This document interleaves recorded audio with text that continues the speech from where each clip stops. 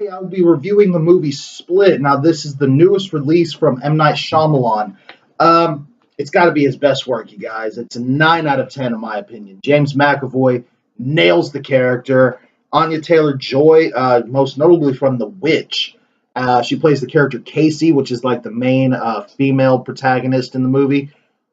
She's an amazing actress. She's doing such a great job. I'm so excited to see what more she can do as she gets older. Um, Betty Buckley is in here as Dr. Fletcher.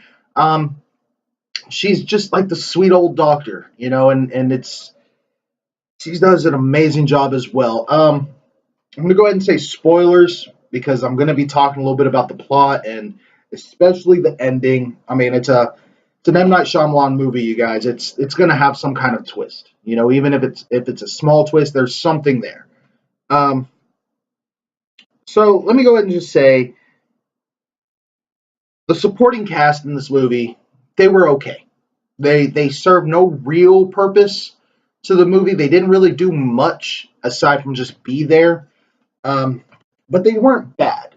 And when I say this, that doesn't mean the actresses were bad. They just were there. They were whatever. However, McAvoy steals the show. He is terrifying in times. He's so intense in sometimes, and then he's actually really funny and fun, and it adds this comedic relief to the movie where you're so agitated while watching this movie, and then you just see him and you just kind of relax and giggle a little bit. I mean, he does a great job. Um, Anya Taylor Joy's character is Casey.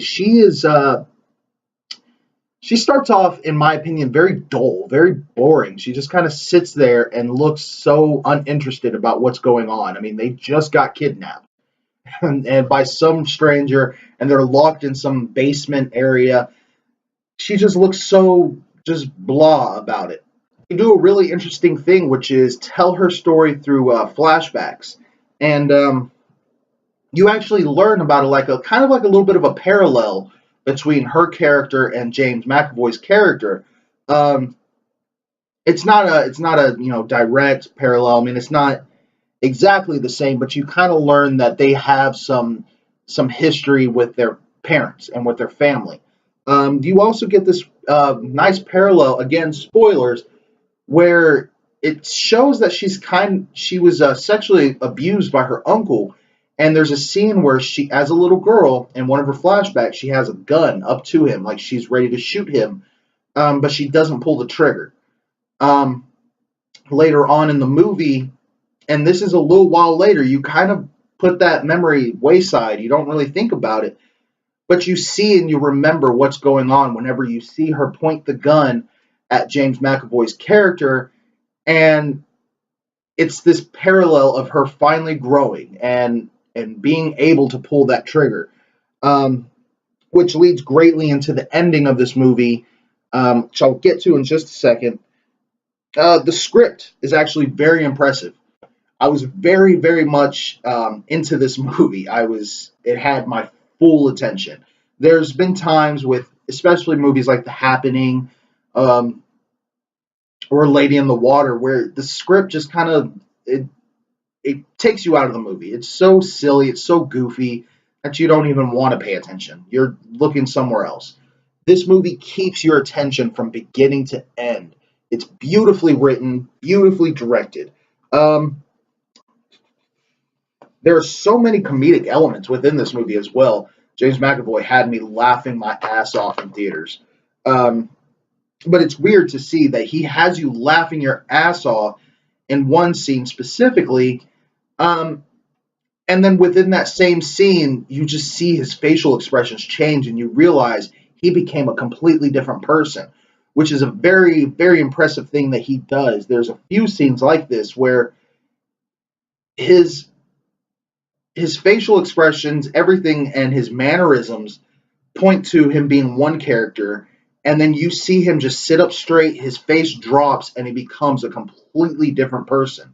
It's very impressive how he pulled that off, and it's like hiring 8 different actors within one actor. It's a great job. Um, the acting was spot on. These guys did such a great job. Um, Not much else I could say about that. I mean, they were great. Um, well, let's go ahead and talk about this twist. Now, again, spoilers. Can't stress that enough. The twist is there's pretty much no twist. Throughout the movie, you hear James McAvoy talk about a beast. There's a beast coming. There's another persona coming. Uh, the 24th person that's coming. There's another altar coming, and his name's the Beast. And he talks about this so much. And earlier on in the movie, Dr. Fletcher talks about how it's possible that people with this disorder can change their physical form. So it's mentioned and it's talked about throughout the movie, and then it happens. I mean, pretty much he decides he wants to be a bigger, more muscular person, and he becomes that.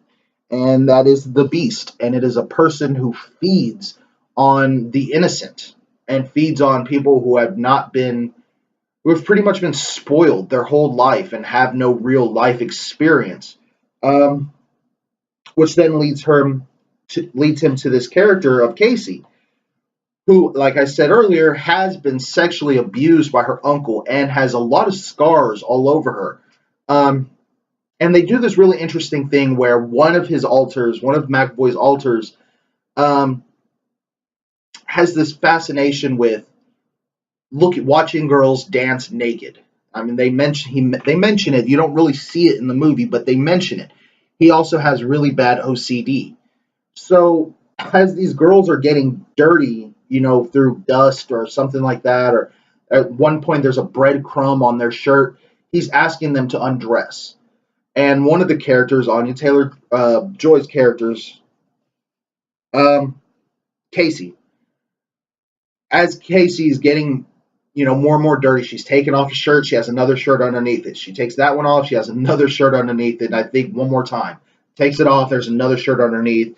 And they mention it like another one of the altars, Hedwig, actually mentions that what is his name? Dennis. Dennis, the OCD character, doesn't like that she has so many shirts.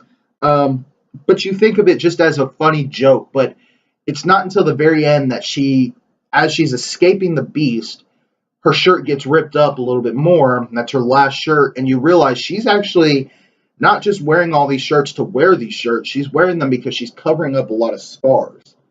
And it's a very interesting thing that it's thrown in there sporadically throughout the movie, and you don't really pay much attention to it. You think it's just a silly M. Night Shyamalan kind of detail thrown into a movie, but it actually plays a big part in the final scene where the Beast sees these scars and he realizes that she's not some spoiled girl. She is a girl that has life experiences, and she is strong, and she deserves to keep living.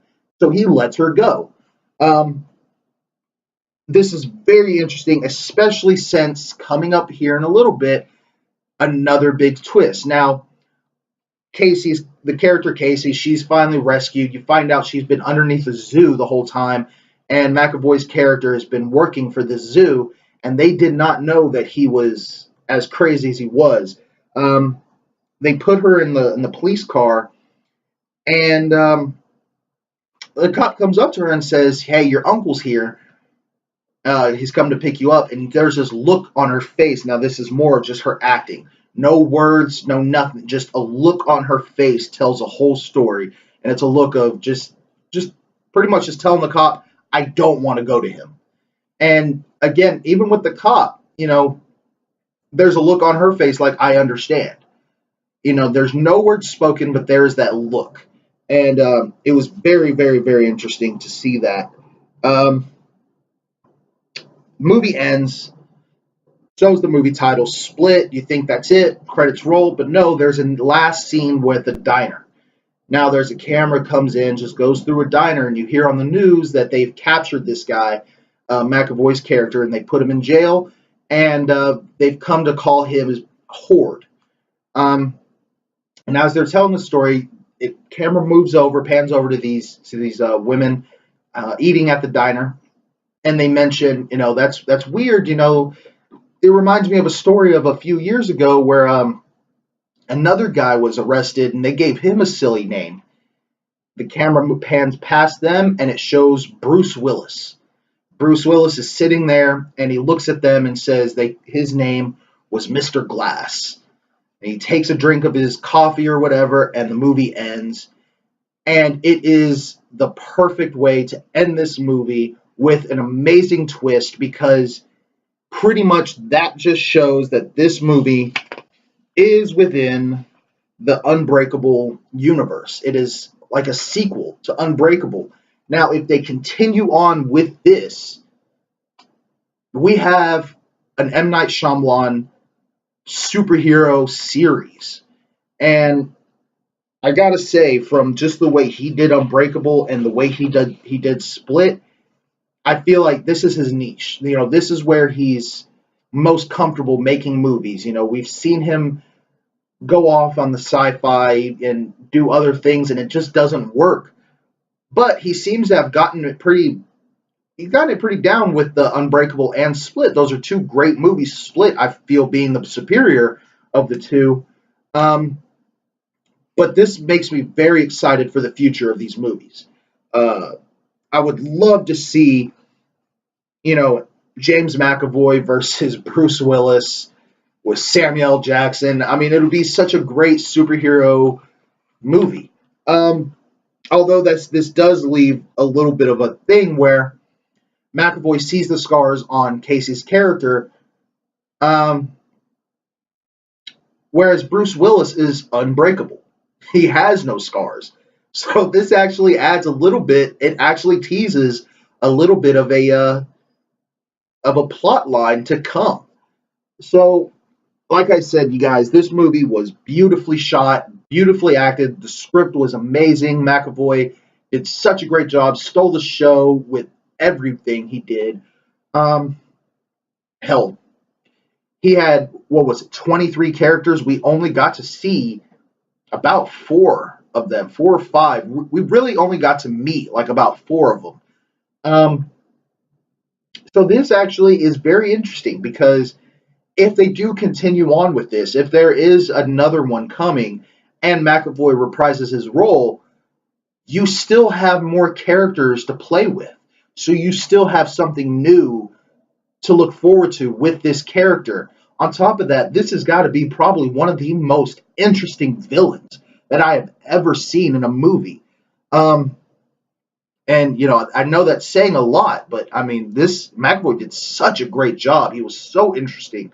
There's a lot of complaints that the science behind this brain disorder it's not real. It doesn't really exist, and it's kind of a